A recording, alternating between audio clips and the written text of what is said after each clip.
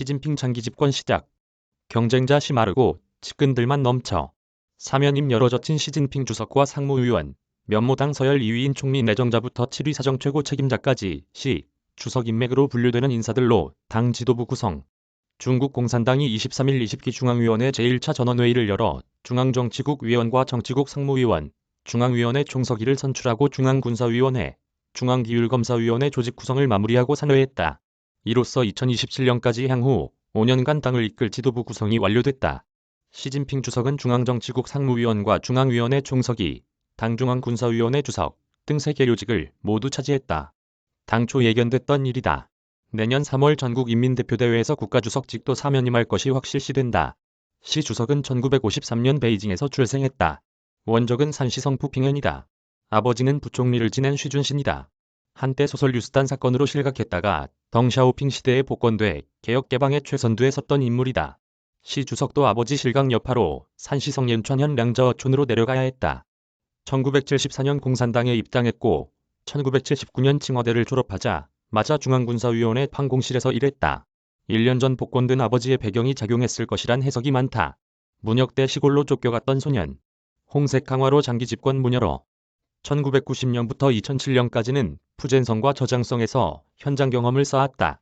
49세 되던 2002년에 당 중앙위원회 선출됐고 2007년에 상하이시 당서기로 재직할 당지당 중앙정치국 상무위원회에 올라 중앙서기처 서기직을 역임했다. 2008년 전인대에서 부총리에 올랐고 2013년 18차 당대회를 통해 당 총서기 겸 당 중앙군사위 주석에 선출됐고 이듬해에는 국가주석으로도 뽑혔다. 2017년 19차 당대회에서 당 총서기 겸 당 중앙군사위 주석을 연임했고 이듬해 국가주석직에도 연임됐다. 2019년 홍콩 민주화 시위에 대한 단호한 진압을 주문했고 이듬해에는 홍콩보안법을 시행한 데 이어 2021년에는 애국자가 통치하는 홍콩 원칙을 천명해 홍콩 선거제도 개혁을 이끌었다. 2019년 말 중국 우한 지역에서 시작된 정체불명의 바이러스로 정치적 위기를 맞았다는 평가가 나왔지만 위기를 기회로 바꿔 강력한 방역과 홍콩 민주화 세력에 대한 단호한 대응으로 사면임의 초석을 다졌다. 상하이 봉쇄 책임자 리창. 차기 총리는 떼어놓은 당상. 코로나로 인해 코너에 몰렸다가 극적으로 살아난 사람이 또 있으니 리창 상하이시 당석이다. 시진핑 주석에 이어 당서열 2위에 오름으로써 물러나는 리커창 총리의 후임으로 사실상 예약됐다. 리창은 시 주석의 저장성 근무 시절 핵심 부하, 인맥인 지장신준의 일원으로 시 주석 핵심 측근 중 한 명으로 꼽힌다. 저장성 출신인 그는 시 주석이 2002에서 2007년 저장성 성장과 당서기를 지낼 당시 비서실장 격인 저장성 당위원회 판공청 주임을 맡으면서 승진 가도를 달리게 된다. 특히 시 주석이 2007년 상하이 당서기에 이어 2012년 중국 공산당 총서기에 오르자 리창은 저장성 성장, 장수성 당서기 등 핵심 지역의 요직을 지내며 승승장구했다. 2017년 19차 당대회에서 중국 권력 서열 25위권의 정치국에 입성하고 상하이시 당서기로 영전하자 전문가들은 그의 정치국 상무위원 진입을 예상했다. 그러던 그에게 위기가 찾아온 것은 올해 3월부터 상하이에 코로나가 확산하면서부터다.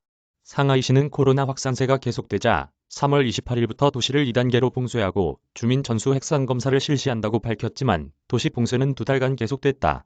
봉쇄가 길어지면서 성난 주민들이 리창, 서기에게 항의하는 일도 벌어졌고 세계적인 공급망 대란이 초래되기도 했다.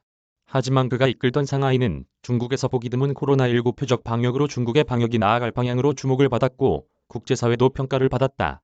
리 총리가 역사의 길이 남을 상하이 봉쇄에도 불구하고 중국의 2인자 자리에 오를 수 있었던 것은 시 주석의 비서장이라는 경력의 세계 최대의 국제도시 상하이를 이끈 경험이 고려됐을 것으로 보인다.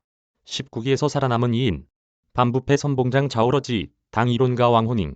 서열 3위에 오른 자오러지는 19기 당 중앙에서 기율검사위원회 주석을 맡아 시 주석의 반부패, 드라이브의 선봉장 역할을 했던 사람이다. 전인대 의장을 맡을 것으로 보이는 자오러지에 이어 정역 주석에 오를 것이 확실시되는 왕후닝은 장점인 주석에게 발탁돼 후진타오 시절과 시진핑 시대까지 최고 지도자 3명의 정책을 직접 설계하고 보좌한 중국 공산당 역사에서 매우 이례적인 인물로 꼽힌다. 1985년 30살이 나이에 부단대 역사상 최연소 교수가 되었다. 1986년 무렵 왕후닝은 중국 사상계에서 신권위주의를 처음으로 주장하기 시작했다. 중국 공산당의 제갈량 중국의 키신저 등으로 불린다. 적자생존, 문고리, 선대인연. 지도부이면서 가신그룹. 당서열 5위에 오른 차이치는 수도 베이징시, 당서기로 역시 시, 주석의 측근으로 통한다. 저장성과 함께 시, 주석의 또 다른 정치 기반 중 한 곳인 푸젠성 출신으로 푸젠성에서 11년간 근무한 뒤 2002년 저장성으로 옮겨갔다. 시 주석의 이동 경로와 같다. 2016년 베이징 시장에 발탁됐을 때는 공산당 중앙위원회 위원이나 후보위원도 아니어서 화제가 됐다. 그해 10월 말 베이징 대리시장으로 승진한 뒤 2017년 1월 정식 시장에 선출됐고 이후 5월에 당서기로 초고속 승진했다. 그는 2017년 10월 시 주석을 향해 영명한 영수라는 표현을 썼을 정도로 시 주석에 대한 굳건한 충성심을 보여왔다. 홍콩 사우스차이나 모닝포스트는 이번 20차 당대회 개폐막식에서 시 주석의 연설을 가장 적극적으로 받아 적은 사람이 차이치였다고 전했다. 차기 총리로 사실상 내정된 리창 상하이시 당서기가 시 주석의 저장성 당서기 시절 비서실장이었다면 이번에 6.15 상무위원회 진입한 딩셰샹은 시 주석의 상하이시 당서기 시절의 당위원회 비서장 경력이 결정적 지렛대가 됐다. 장수성 난통에서 태어난 그는 2007년부터 2013년까지 상하이시 비서장, 상하이시 정법위원회 서기를 맡았으며 2007년 3에서 10월 상하이시 1인자였던 시 주석의 비서실장 역할을 했다. 시 주석 집권 원년인 2013년 시 주석의 부름을 받아 중앙판공청 부주임 겸 국가주석판공실 주임으로 부임했고 2017년 19차 당대회를 거쳐 중국 지도부인 중앙정치국 위원 겸 중앙서기처 서기로 승진했다. 시 주석 집권 기간 시 주석의 국내외 방문, 중요한 온라인 정상회담 등의 배석자 명단에 거의 빠지지 않아 시진핑의 문고리 권력 또는 그림자로 불린다. 관례대로라면 한정상무부총리 자리를 잇게 된다. 리시 광둥성 서기는 서열 7위로 당기 율검사위원회 서기로 선출됐다. 시진핑 국가주석의 핵심 국내 어젠다인 반부패, 드라이브의 선봉에 서게 됐다. 9,600만 공산당원은 물론 모든 공무원과 국유기업 종사자들에게는 두려운 존재가 아닐 수 없다. 간수성 근무 시절 시진핑 주석 아버지인 시중슌 전 부총리의 동료인 리츠치 전 간수성 서기의 비서를 지낸 것이 그의 출세길을 열었다. 이 인연으로 그는 시 주석이 30대 초반이었을 때부터 시 주석 측근 그룹의 일원으로 꼽혔다. 2017년 10월 19차 당대회를 통해 당 중앙정치국 위원이자 중국에서 역내 총생산 1위인 개혁, 개방 1번지 광둥성의 1인자를 맡아 최고 지도부로 가는 최종 검증을 거쳤다.